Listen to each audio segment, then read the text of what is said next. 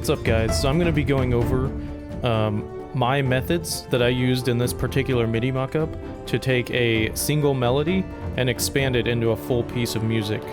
And I'll show you how I actually applied these methods and philosophies to creating an EDM track, because these ideas can actually apply to almost any genre. This MIDI mockup is for a video game that's upcoming, and I can't really talk about the name of the video game right now, but I will say that it's going to be a fun time, and I will share more about it as soon as it happens. So anyways, let's jump into this video. Okay, so generally the first thing I do when I'm creating a melody for a track is I either play the melody first, or I create harmony and then I derive the melody from that harmony. In this particular track, and I think overall, it's more common for me to write the melody first and then harmonize that melody and then expand that idea into the full track. So one common thing I do is over here I have something called a scratch track. This is a track that's not going to end up in the final mix. This is just there for me to make sketches, to play in melodies, to experiment with harmony. And it's just there so I have a point of reference for all my sketches and my ideas, so that I can go back to them if I forget, hey, what harmony was I using for this melody? I forgot, or, you know, something along those lines. So the first thing I did when I was starting this piece was I played in a melody. And so actually creating the melody, I think, would be a different video idea. So I will make a video about how I come up with melodies. But this video is going to be about how once you have a melody, how do you take that and expand it into a full track? So this is the melody I came up with.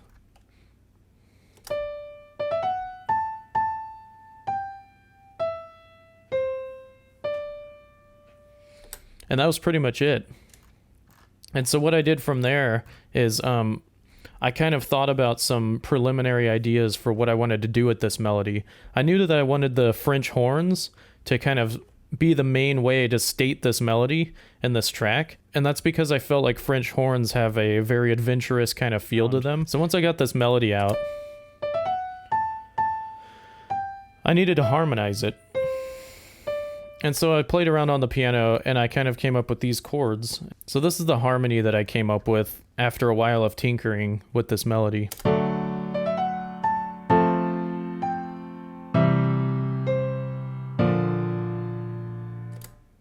So one thing a lot of people would do is they'd take this melody and this harmony, and then they'd just start the track. And they'd start it, and then they'd try to build, and they'd try to build, and they'd try to build more. And the problem is, sometimes if you start the track with your best melody or your best kind of realization of that melody, it's hard to find out where to go next from that. And so one thing I like to do in a lot of tracks, and I did it in this track, is that I fully realize the melody into a full section of music, but I did this with the idea that later I'm going to actually go backwards and create a build-up to that melody and to that, you know, that full realization, rather than just start with the full realization and try to go from there. So I started by building this full realization, and then I worked backwards, and this is what the full realization ended up sounding like.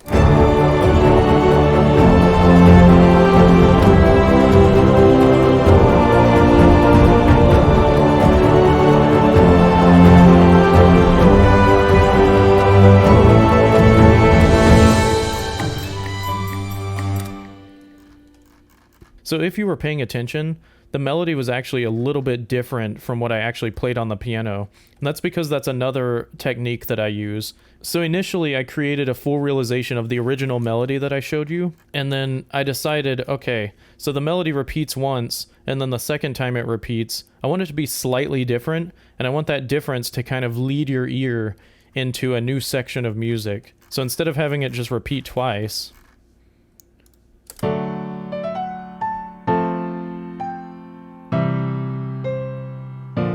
and then going again, exactly the same.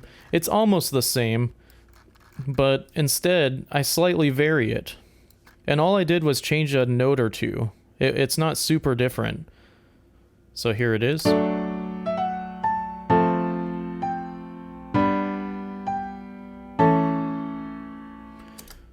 So after creating this realization of the melody, I decided to work backwards. I decided to start smaller. So I didn't want to start too small. I still wanted the horns to introduce the melody, and I wanted there to be a lot of brass, and I have the harmony here in some short strings because short strings always add a lot of motion, a lot of movement, a lot of energy to a piece. So I just put the chord progression that I wrote arranged in these strings, and this is what the strings ended up sounding like.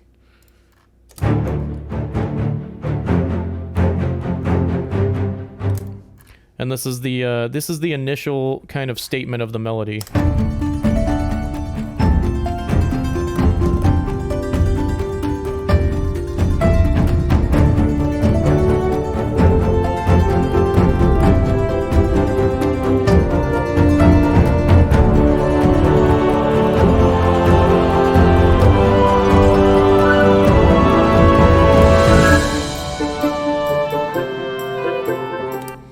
And so as you can see, I kind of did a similar thing. The melody wasn't exactly the same both times it repeated. Now there's another important thing I do at the very beginning of this piece. I put a very small fragment of that melody in the harp, but it's only a fragment of it followed by harmonic material. So all you get is... So that's really the only part of the melody. Ba, ba da da, da da da da. And then it's just harmonic material that's moving. It's just the chords after that. So these little motives, these little fragments of the melody, they can be utilized to expand kind of your piece and develop it. You can put these fragments in other keys, and you can do all sorts of things like that, which I do in other pieces, but this piece is not a very long piece, so I don't have a lot of time to jump around in a lot of keys. But I introduced that fragment, and it hints at the melody before I introduce the melody. But if you remember, I wrote the melody first. So it's good to take what you write a lot of times and pare it down and fragment it and then develop it into the thing that you want to reveal. And then also take those fragments and later kind of iterate on them. So after the first section here, when the melody is introduced, I decide, okay, so I introduced the brass. Now let's bring it down and make it a little cute and a little playful. That way I can build back up and then bring in the main section, which is the biggest version of this melody that I have in this mock-up. And so I decide, okay, woodwinds, those are good. And as you can see, I'm kind of pairing things all in their family. So I'm thinking, okay, the brass is kind of the main thing with the strings backing it up. So the next thing is going to be the woodwinds being the main thing with the strings backing it up, but the strings will be a little bit different this time, a little bit more fluid. Let's listen to the transition into this section.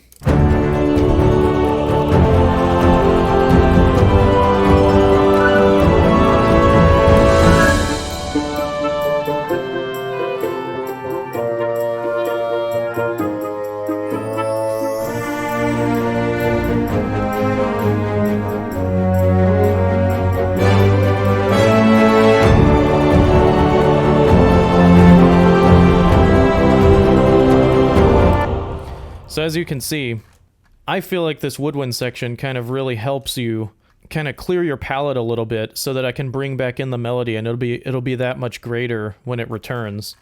And along here I did a lot of developmental things that I was talking about, where you take fragments of your melody and you kind of just play with them. You take your main melody and just sing it, and kind of sing it in different ways. So instead of la da da da da, maybe you do da da da da da da, you know, that sort of thing.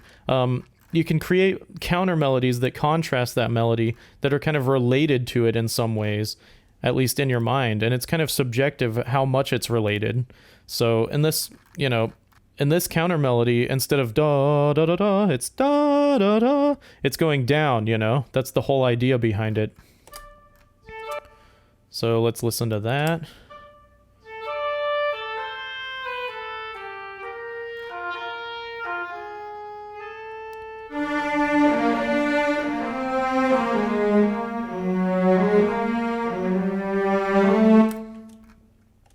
And the way I came up with that is just kind of singing and kind of improvising a little bit.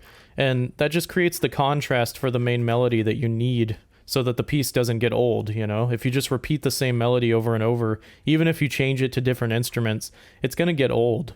So far we have the main melody that we created and we fully realized. Then we went backwards and kind of stated it in a much smaller sense. And then we went into a kind of a B section. We made a counter melody that's kind of vaguely related to the melody, only in the sense that it's doing the opposite of what the melody does in some ways. Now, after the main section of the melody, what I like to do is go into a whole different new section that's just improvisatory stuff based on these motives that I was talking about. So the da da da da, I just use that as to make some improv and make a violin and cello line that kind of play off of each other. So let's listen to the next section.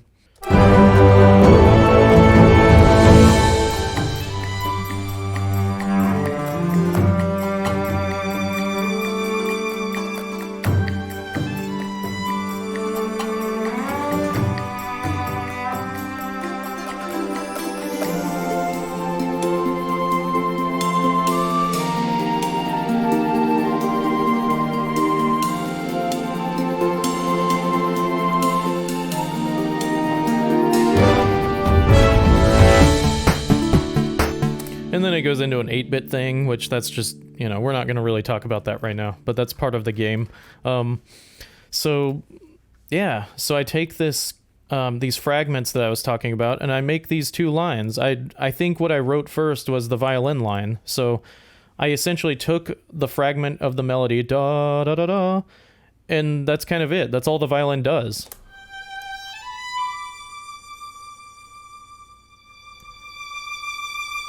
And then it repeats. And that's it. So I kind of recorded that, and then I was like, okay, I want a counter melody for that, or a counter kind of play, you know, counterpoint, one might say. And the only philosophy I had regarding this is that anytime the violin is moving, the cello is holding a note, and anytime the cello is moving, the violin is holding a note. So they're answering each other and playing off each other. And it was just very improvisatory, and there wasn't a real method for writing it other than finding something that kind of sounded good and using the rule that they move the cello, then the violin, then the cello. So let's listen to those by themselves.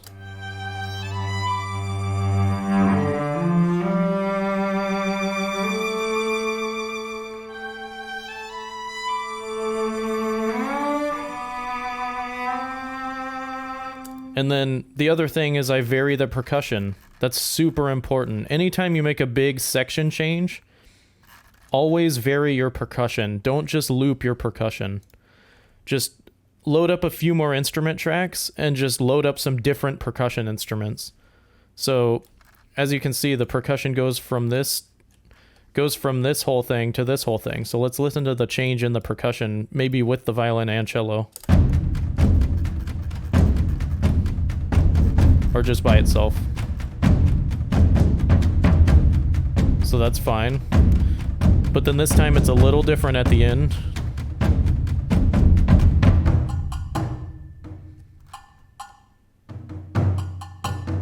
And I just played this in to kind of sound improvisatory, so it's kind of going with the cello and violin. So let's put in the cello and violin. The other thing is I kind of, in the same way that I made the cello and violin stagger, with each other so that they're not moving at quite the same time, the percussion plays off of that as well a little bit.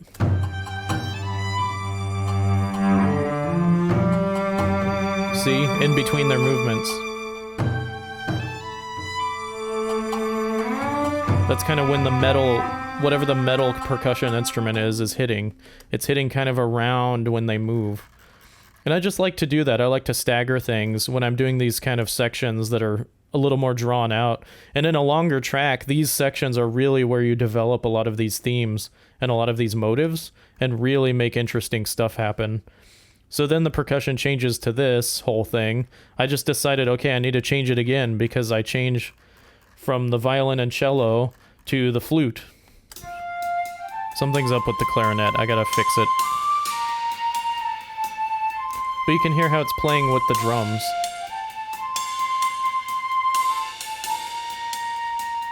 And they're just kind of playing off each other. This, you know, like I said, this is kind of the improvisatory section. So there's not a lot of rules for it. I just try to let things play around each other and with each other in a way that feels nice. And it takes a lot of experimentation for that. But if you sit there and do the work and really experiment with it, it will pay off, and it sounds really cool. So let's play this again to the end.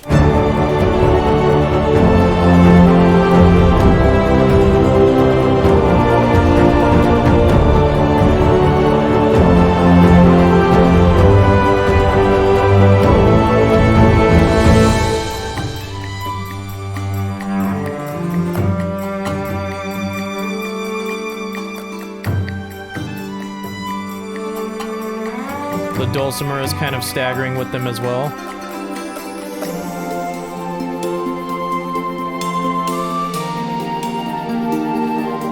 Quick side note, hot tip, extra tip. Here's an extra side tip. Buy a cheap, crappy tambourine and some egg shakers. And do this stuff. This stuff adds so much interest to your ears. And it's good to just put it in the mix, you know? It doesn't necessarily sound great by itself. It just adds some texture. See, we got some egg shakers going. This stuff is great. Just go on Amazon or your local guitar center and just buy some tambourines and some crappy egg shakers and record those. You can record them with your iPhone, who cares? Like, just record them in any way you can and put them in your track. But I think it really adds a lot to the track.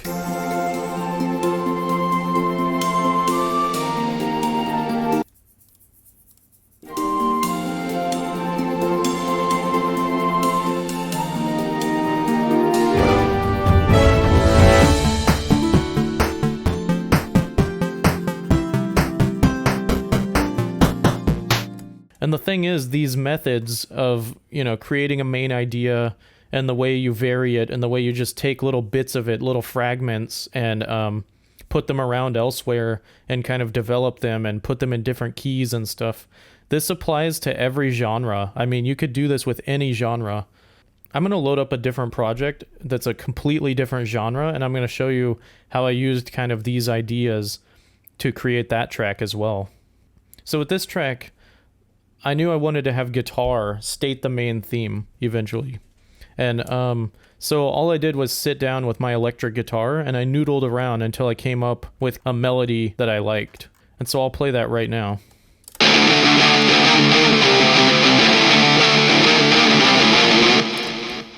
So you can hear that dun dun dun dun dun dun dun dun. Just that kind of melody was my main thing. I came up with that and I recorded it in, and then I put some guitar amp sims and stuff like that, which I can talk about in another video. But I took that melody and then I translated that melody into a synth. So dun dun dun dun dun dun dun dun.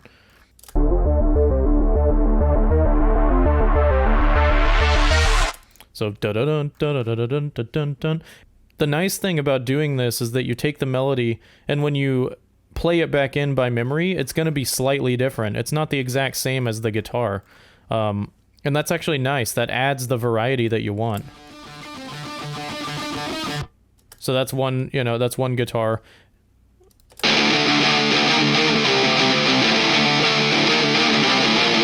And all these are just kind of, you know, slightly related. And that's fine. And essentially I took that, and then I took lots of drum samples, and I took that melody and I made it into a piece.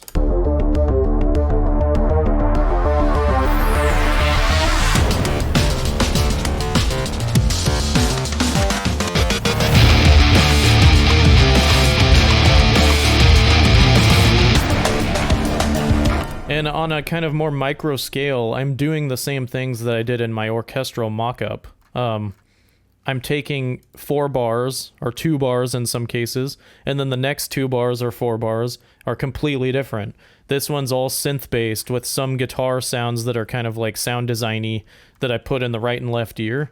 And then starting on these bars, it's just all guitar, all bass. It's like metal, pretty much, you know, with some EDM drums in the background. And instead of having kind of an improvisatory section like I had in my orchestra, I have kind of a bridge section where the bass just plays the melody and the bass kind of takes the forefront for the first time in the track. So let's listen from here until the bass comes in.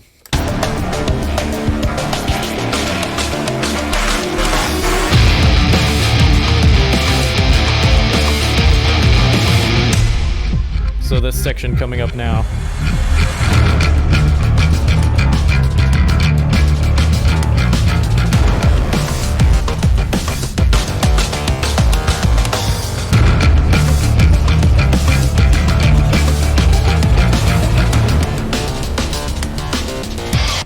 And so if you can hear, the melody is really similar to the first melody I played on the guitar, but only kind of in the beginning. There's only a fragment of it, and then it's kind of going to other places. And that's because all I did was kind of play the melody from memory, and I don't have a very great memory for the melody. And so what that does is it makes it actually, it sounds varied and it sounds different each time it plays, and it sounds like it's playing off of each other and they're answering each other. And then the section kind of repeats the earlier section, and then we have the piece end. It's kind of hard to do these types of videos where you're explaining kind of your thought process for how you develop things musically. And I don't know, so hopefully this kind of at least inspired some ideas, if anything, and maybe hopefully it inspires some questions, and you can ask me those questions, and then those can help me decide, you know, what to do in my next video. So anyways, thanks so much, and I will see you around.